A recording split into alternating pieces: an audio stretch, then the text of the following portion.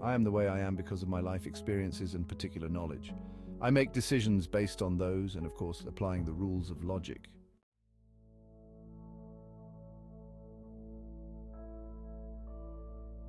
Navigating the complexities of being understood can be quite the challenge. I had a few thoughts on this as self-talk. Accept the limits of others' understanding. We can't expect people to fully grasp all the experiences that shape us.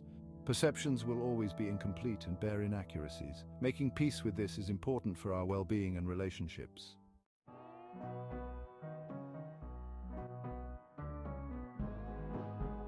Selectively sharing key experiences can be a strategic approach. While we can't convey our whole tapestry, we can highlight specific formative experiences when they are especially relevant to a decision or situation. Giving others a peek into our journey can foster empathy and insight. Focusing on your rationale, not just the conclusion, is also crucial. When explaining decisions, emphasizing my thought process and considerations, not just the outcome, invites others into your reasoning. This helps them understand you better, even if they don't have the full backstory.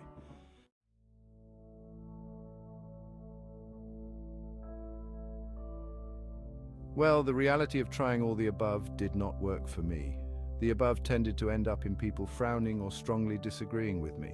Mind you, I welcome disagreement and differences of perspective, but it all became tiresome trying to explain how 50-odd years of life experience has brought me to where I am.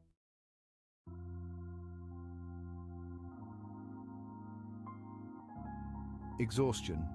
Not for me. It has been exhausting and disheartening to repeatedly attempt to explain myself and my hard-earned perspective. It's a frustrating and isolating feeling when others just can't seem to relate to or validate my lived experience. I thought to myself that at a certain point you may need to prioritize your own peace and well-being over trying to justify yourself to others. That doesn't mean completely shutting people out or giving up on being understood. But it does mean being selective about who I invest that emotional energy in, setting boundaries around how much I share, and not tying my sense of self-worth to others' agreement or approval. In continuing my self-talk, because it is useless talking to anybody else, I came to a view that it is okay to say, I hear that you see this differently, but this is what I've concluded based on my own life journey, and leave it at that.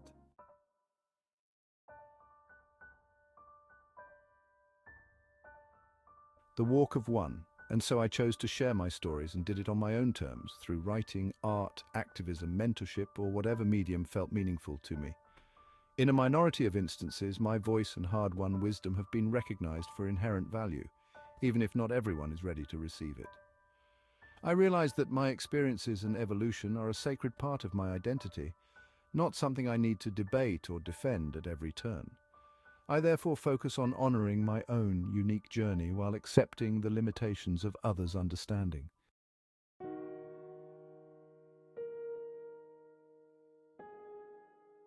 A risk of becoming siloed. All this is a profoundly isolating experience because it cuts to the core of our human need for understanding, validation, and connection. We all want to feel seen, heard, and accepted for who we are and how we've grown. When others consistently miss or dismiss the depth and complexity of our journey, it can feel like we're speaking a language no one else understands or living in a reality that others can't access. It's important to remember that this says more about the limitations of human understanding and empathy than it does about the validity of my own experiences. Nonetheless, my perspective is real and valuable, even if others can't fully grasp it. The intricate tapestry of my life is a work of art that I appreciate, even if others only see disconnected brushstrokes.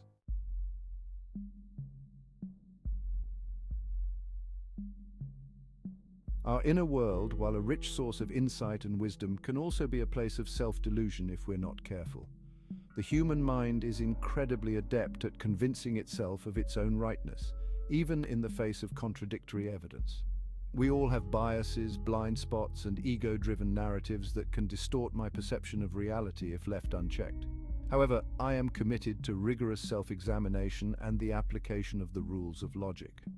By consciously scrutinizing my own thought processes, questioning my assumptions, and seeking out objective data, I am engaging in a vital form of mental hygiene.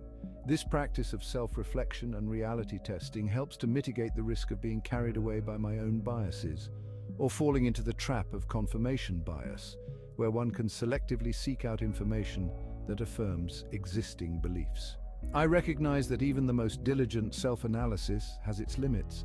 I acknowledge that subjective experience, no matter how carefully examined, is still filtered through the lens of individual, unique perspective and shaped by the totality of my life experiences.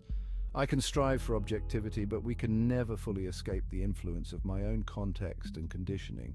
It is a pretty cautious balance between trusting my own inner wisdom and remaining open to external input and feedback.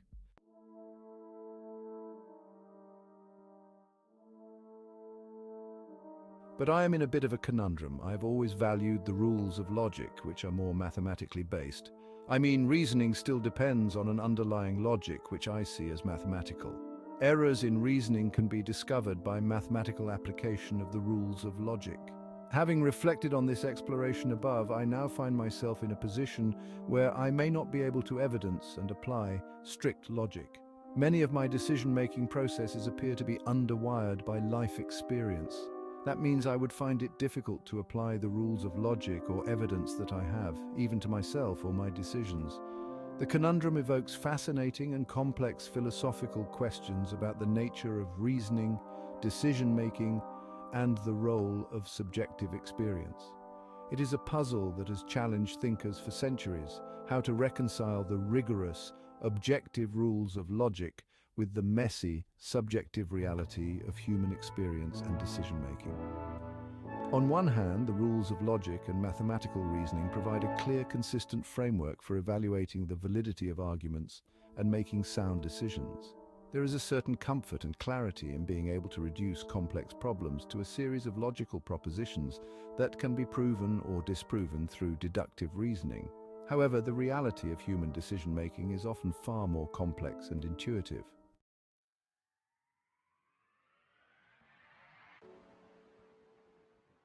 Concluding advice to self: the key is to find people who can offer constructive critique or alternative perspectives from a place of respect and care, rather than judgment or dismissal.